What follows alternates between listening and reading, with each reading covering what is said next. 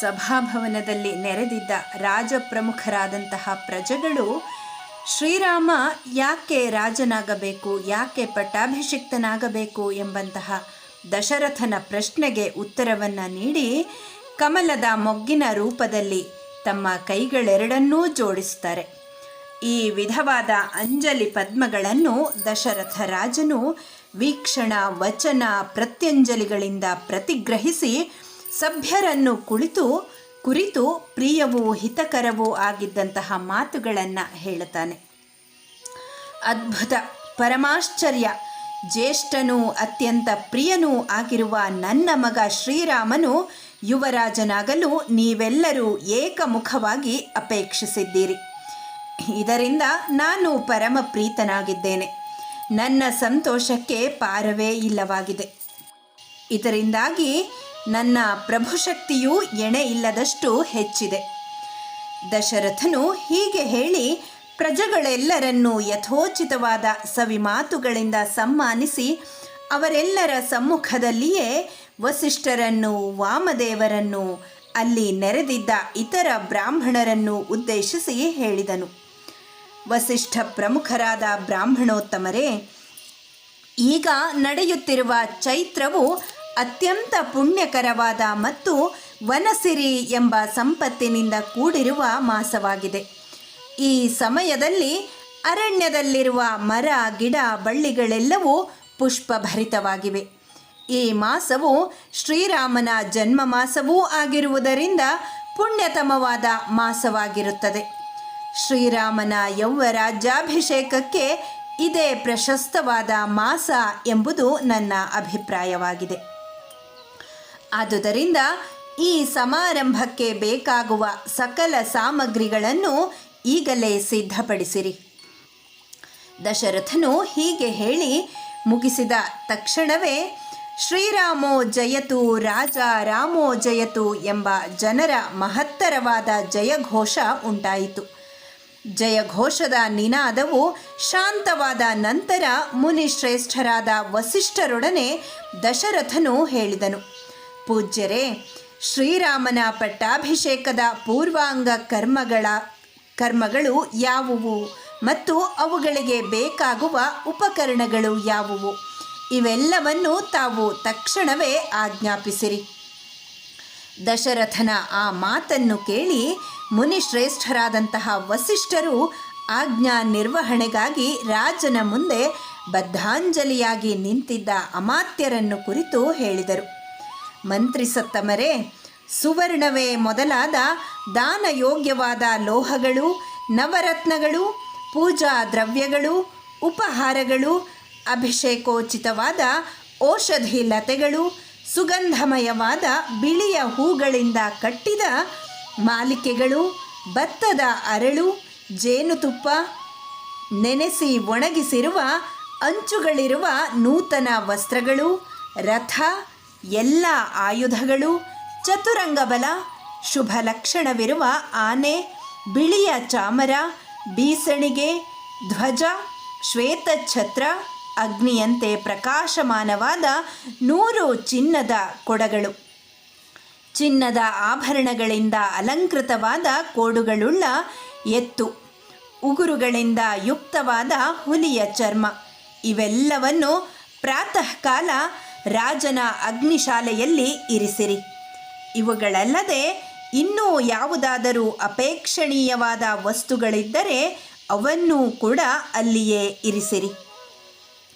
ಅಂತಃಪುರದ ಬಾಗಿಲುಗಳನ್ನು, ನಗರದ ಮಹಾದ್ವಾರ ಮತ್ತು ಎಲ್ಲ ಉಪದ್ವಾರಗಳನ್ನು ಚಂದನದಿಂದಲೂ ಹೂಮಾಲೆಗಳಿಂದಲೂ ಅಲಂಕರಿಸಿ ಸುಗಂಧದ ಮೂಲಕ ಸಕಲರನ್ನು ಆಕರ್ಷಿಸಲು ಸಮರ್ಥವಾದ ಧೂಪಗಳನ್ನು ಹಚ್ಚಿ ದ್ವಾರಗಳ ಸಮೀಪದಲ್ಲಿ ಇಡಿರಿ. ಹಾಲು ಮೊಸರಿನಿಂದ ಕೂಡಿದ ಗುಣವಿಶಿಷ್ಟವಾದ ಅನ್ನವನ್ನು ಅಸಂಖ್ಯಾತ ಬ್ರಾಹ್ಮಣರಿಗೆ ಸಾಕೆನ್ನುವವರೆಗೂ ಬಡಿಸಲು ಸಾಧ್ಯವಾಗುವಂತೆ ಸಿದ್ಧಪಡಿಸಿರಿ.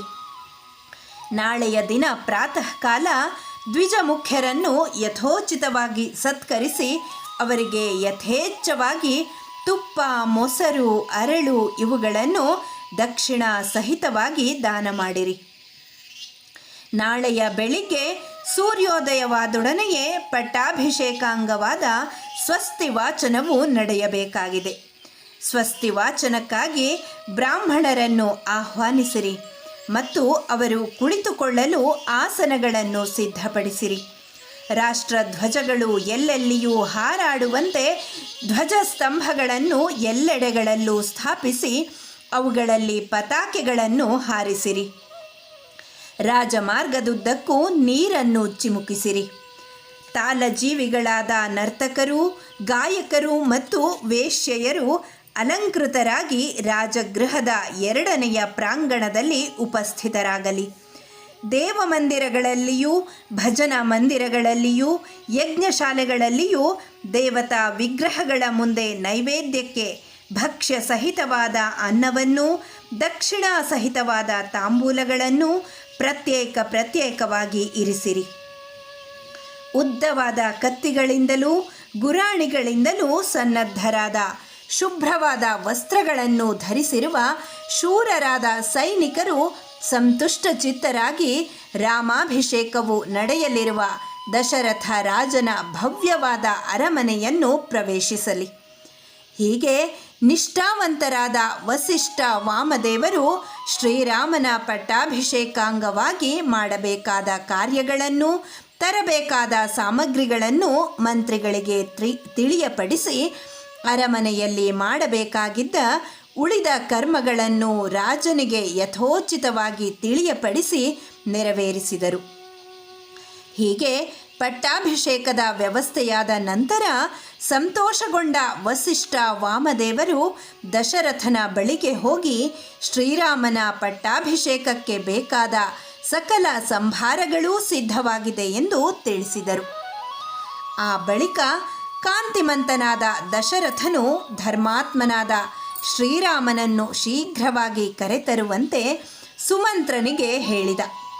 ಸುಮಂತ್ರನು ಹಾಗೆಯೇ ಆಗಲಿ ಎಂದು ಹೇಳಿ ರಾಜಾಜ್ಞೆಯಂತೆ ರಥಿಗಳಲ್ಲಿ ಶ್ರೇಷ್ಠನಾದಂತಹ ಶ್ರೀರಾಮನನ್ನು ರಥದಲ್ಲಿ ಕುಳ್ಳಿರಿಸಿಕೊಂಡು ದಶರಥನ ಬಳಿಗೆ ಕರೆತಂದನು. ಸುಮಂತ್ರನು ಶ್ರೀರಾಮನನ್ನು ಕರೆತರಲು ಹೊರಟ ನಂತರ ಸಭಾ ಮಂದಿರದಲ್ಲಿ ಸುಖಾಸೀನರಾಗಿದ್ದ ಪೂರ್ವ, ಪಶ್ಚಿಮ, ದಕ್ಷಿಣ ಮತ್ತು ಉತ್ತರ ದಿಕ್ಕುಗಳಲ್ಲಿದ್ದ ರಾಜ್ಯಗಳ ರಾಜರು, ಯವನ ರಾಜರು, ಮಧ್ಯ ದೇಶಗಳ ರಾಜರು, ಇವರಷ್ಟೇ ಅಲ್ಲದೆ ಅರಣ್ಯ ಮತ್ತು ಗಿರಿದುರ್ಗಗಳ ಸಮೀಪದಲ್ಲಿ ವಾಸಿಸುತ್ತಿದ್ದ ಇನ್ನೂ ಅನೇಕ ಜನನಾಯಕರು, ದೇವತೆಗಳು ಮಹೇಂದ್ರನನ್ನು ಸೇವಿಸುವಂತೆ ಇಂದ್ರ ಸದೃಶನಾದ ದಶರಥನನ್ನು ಅನರ್ಘ್ಯವಾದ ಕಪ್ಪ ಕಾಣಿಕೆಗಳ ಮೂಲಕವಾಗಿ ಗೌರವಿಸಿದರು.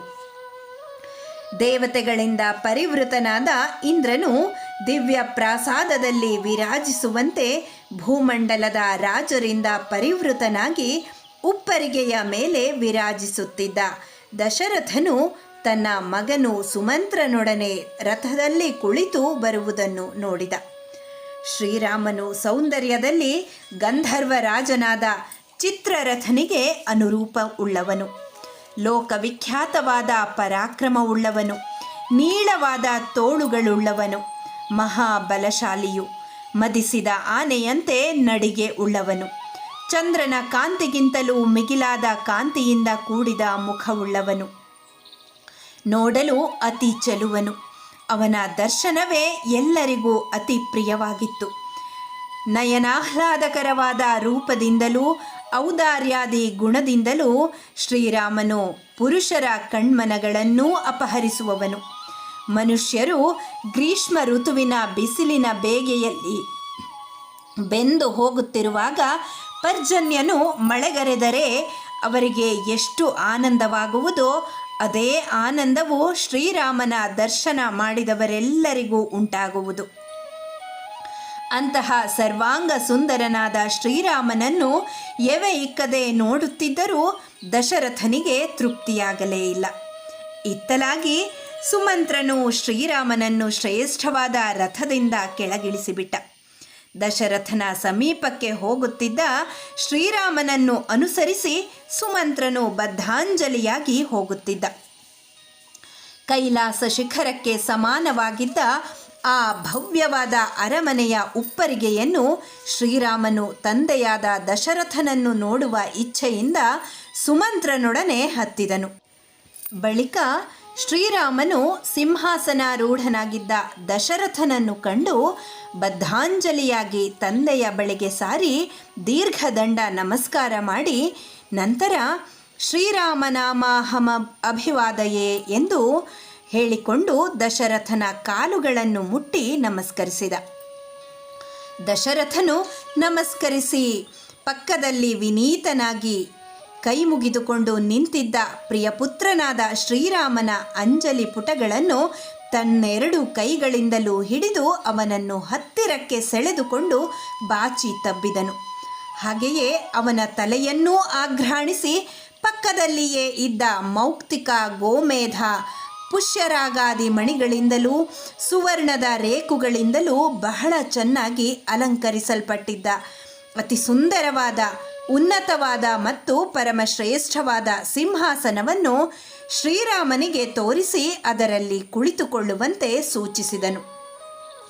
ಮೇಘರಹಿತವಾದ ಆಕಾಶದಲ್ಲಿ ಉದಯಿಸಿದ ವಿಮಲನಾದ ಸೂರ್ಯನು ತನ್ನದೇ ಆದ ಪ್ರಭೆಯಿಂದ ಮೇರು ಪರ್ವತವನ್ನು ಬೆಳಗುವಂತೆ ನವರತ್ನ ಖಚಿತವಾದ ಸಿಂಹಾಸನದ ಮೇಲೆ ಕುಳಿತು ಶ್ರೀರಾಮನು ತನ್ನ ಪ್ರಭೆಯಿಂದ ಸಿಂಹಾಸನವನ್ನು ಬೆಳಗಿದನು.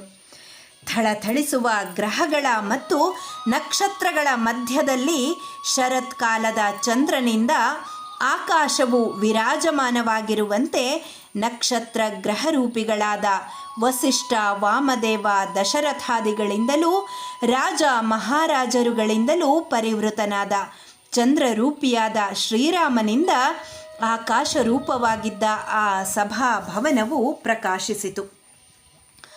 ನಿಲುಗನ್ನಡಿಯಲ್ಲಿ ಕಾಣುವ ಅಲಂಕೃತವಾದ ತನ್ನ ಪ್ರತಿಬಿಂಬದಂತೆ ಸರ್ವಾಂಗಗಳಲ್ಲಿಯೂ ತನ್ನ ಪ್ರತಿರೂಪದಂತೆಯೇ ಇರುವ ನಿಜ ಸುತನಾದ ಶ್ರೀರಾಮನನ್ನು ನೋಡಿ ದಶರಥನು ಸಂತೋಷಭರಿತನಾದನು.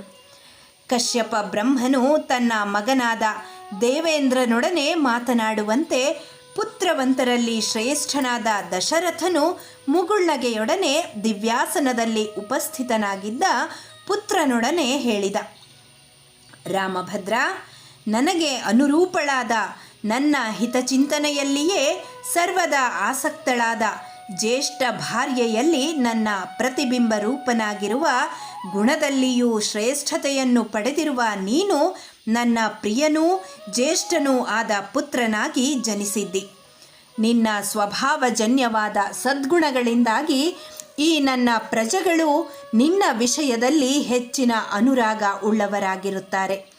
ಈ ಕಾರಣಗಳಿಂದಾಗಿ ಪುಷ್ಯ ನಕ್ಷತ್ರಯುಕ್ತವಾದ ಶುಭ ದಿನದಂದು ಯುವರಾಜ ಪದವಿಯನ್ನು ನೀನು ಪಡೆಯಲಿದ್ದಿ. ಸ್ವಭಾವತಃ ನೀನು ವಿನೀತನೆಂಬುದು, ಗುಣಶಾಲಿ ಎಂಬುದು ನಿಶ್ಚಿತವಾಗಿದೆ. ಪ್ರಜೆಗಳು ಕೂಡ ನೀನು ಅತ್ಯಂತ ಗುಣವಂತನೆಂಬ ಅಭಿಪ್ರಾಯವನ್ನು ಹೊಂದಿದ್ದಾರೆ. ನೀನು ಸಕಲ ಸದ್ಗುಣ ಸಂಪನ್ನನಾಗಿದ್ದರೂ ಪುತ್ರವಾತ್ಸಲ್ಯದಿಂದ ಪ್ರಚೋದಿತನಾದ ನಾನು ನಿನಗೆ ಹಿತದಾಯಕವಾದ 2 ಮಾತುಗಳನ್ನು ಹೇಳುತ್ತೇನೆ. ರಾಮಚಂದ್ರ, ನೀನು ಸ್ವಭಾವತಃ ವಿನಯಶೀಲನು. ರಾಜ್ಯ ನಿರ್ವಹಣೆಯಲ್ಲಿ ನೀನು ಇನ್ನೂ ಹೆಚ್ಚು ವಿನಯಶೀಲನಾಗಿದ್ದು ನಿತ್ಯವೂ ಜಿತೇಂದ್ರಿಯನಾಗಿರು. ಕಾಮ ಕ್ರೋಧಗಳಿಂದ ಹುಟ್ಟುವ ವ್ಯಸನಗಳನ್ನು ಸಂಪೂರ್ಣವಾಗಿ ಪರಿತ್ಯಜಿಸು. ಚಾರರ ಮೂಲಕ ಪರೋಕ್ಷದ ಸಮಾಚಾರಗಳನ್ನು ತಿಳಿದುಕೋ. ಪ್ರಜೆಗಳ ಕುಂದು ಕೊರತೆಗಳನ್ನು ಪ್ರತ್ಯಕ್ಷವಾಗಿಯೇ ಹೋಗಿ ವಿಚಾರಿಸು. ಮಂತ್ರಿ, ಸೇನಾಪತಿಗಳೇ ಮೊದಲಾದ ಅಧಿಕಾರ ವರ್ಗದವರನ್ನು, ಪ್ರಜೆಗಳನ್ನು ಸಂತೋಷಗೊಳಿಸು. ಪುತ್ರ, ಯಾವನು ಬಹುಸಂಖ್ಯಾತವಾದ ಉಗ್ರಾಣಗಳನ್ನು, ಆಯುಧಾಗಾರಗಳನ್ನು ನಿರ್ಮಿಸಿ ಅಪಾರವಾದ ಧಾನ್ಯವನ್ನು ಮತ್ತು ಆಯುಧಗಳನ್ನು ಸಂಗ್ರಹಿಸುವನೋ ಮತ್ತು ಇಷ್ಟವಾದ ಹಾಗೂ ಅನುರಕ್ತರಾದ ಮಂತ್ರಿಗಳಿಂದ ಒಡಗೂಡಿ ಭೂಮಿಯನ್ನು ಪರಿಪಾಲಿಸುವನೋ ಅಂತಹವನ ಮಿತ್ರರು ಅಮೃತವನ್ನು ಪಡೆದ ದೇವತೆಗಳಂತೆ ಅಂತಹ ರಾಜನನ್ನು ಪಡೆದುದಕ್ಕಾಗಿ ಸಂತೋಷಪಡುತ್ತಾರೆ. ಹಾಗಾಗಿ ಮಗು, ನೀನು ನಾನು ಹೇಳಿದಂತೆ ಮನಸ್ಸನ್ನು ನಿಗ್ರಹಿಸಿ ಸಂಯಮದಿಂದ ರಾಜ್ಯವನ್ನು ಪರಿಪಾಲಿಸು. ಸಭೆಯಲ್ಲಿ ಕುಳಿತಿದ್ದ ಶ್ರೀರಾಮನ ಅಭ್ಯುದಯ ಆಕಾಂಕ್ಷಿಗಳಾದಂತಹ ಸ್ನೇಹಿತರು ದಶರಥನಾಡಿದಂತಹ ಆ ಮಾತುಗಳನ್ನು ಕೇಳಿ ತಕ್ಷಣವೇ ಸಭಾಭವನದಿಂದ ಹೊರಟು ಕೌಸಲ್ಯಾದೇವಿಯ ಅಂತಃಪುರಕ್ಕೆ ಹೋಗಿ ಶ್ರೀರಾಮನ ಯೌವರಾಜ್ಯಾಭಿಷೇಕದ ಶುಭವಾರ್ತೆಯನ್ನು ಅವಳಿಗೆ ತಿಳಿಸಿದರು. ಆ ಶುಭವಾರ್ತೆಯನ್ನು ಕೇಳಿ ಆನಂದಭರಿತಳಾದ ಸ್ತ್ರೀರತ್ನಳಾದ ಕೌಸಲ್ಯಾದೇವಿಯು ಶುಭವಾರ್ತೆಯನ್ನು ಅರುಹಿದ ಶ್ರೀರಾಮನ ಗೆಳೆಯರಿಗೆ ಸುವರ್ಣ ನಾಣ್ಯಗಳನ್ನು, 100 ಹಸುಗಳನ್ನು, ವಿಧ ವಿಧವಾದಂತಹ ರತ್ನಗಳನ್ನು ಪಾರಿತೋಷಕವಾಗಿ ನೀಡಿದಳು. ಇತ್ತಲಾಗಿ ದಶರಥನ ಹಿತೋಪದೇಶವನ್ನು ಕೇಳಿದ ಶ್ರೀರಾಮನು ಮೌನದಿಂದಲೇ ತನ್ನ ಸಮ್ಮತಿಯನ್ನು ಸೂಚಿಸಿ ತಂದೆಯಾದ ದಶರಥನಿಗೆ ಪುನಃ ನಮಸ್ಕರಿಸಿ ಆನಂದಭರಿತರಾಗಿದ್ದ ಪ್ರಜೆಗಳಿಂದ ಪುರಸ್ಕೃತನಾಗಿ ರಥದಲ್ಲಿ ಕುಳಿತು ತನ್ನ ಭವ್ಯವಾದ ಅರಮನೆಯನ್ನು ಸೇರಿದ. ಅಲ್ಲಿ ನೆರೆದಿದ್ದ ಪಟ್ಟಣಿಗರು ಕೂಡ ದಶರಥ ರಾಜನಾಡಿದ ಮಾತುಗಳನ್ನು ಕೇಳಿ ಇಷ್ಟವಾದ ಲಾಭವನ್ನು ಪಡೆದವರಂತೆ ಅಮಿತವಾದಂತಹ ಆನಂದವನ್ನು ಹೊಂದಿ ದಶರಥ ರಾಜನ ಅಪ್ಪಣೆಯನ್ನು ಪಡೆದು ಶೀಘ್ರವಾಗಿ ತಮ್ಮ ತಮ್ಮ ಮನೆಗಳಿಗೆ ಹೋಗಿ ಇಷ್ಟ ದೇವತೆಗಳನ್ನು ಭಕ್ತಿ ಭಾವದಿಂದ ಸಂಪೂಜಿಸಿದರು.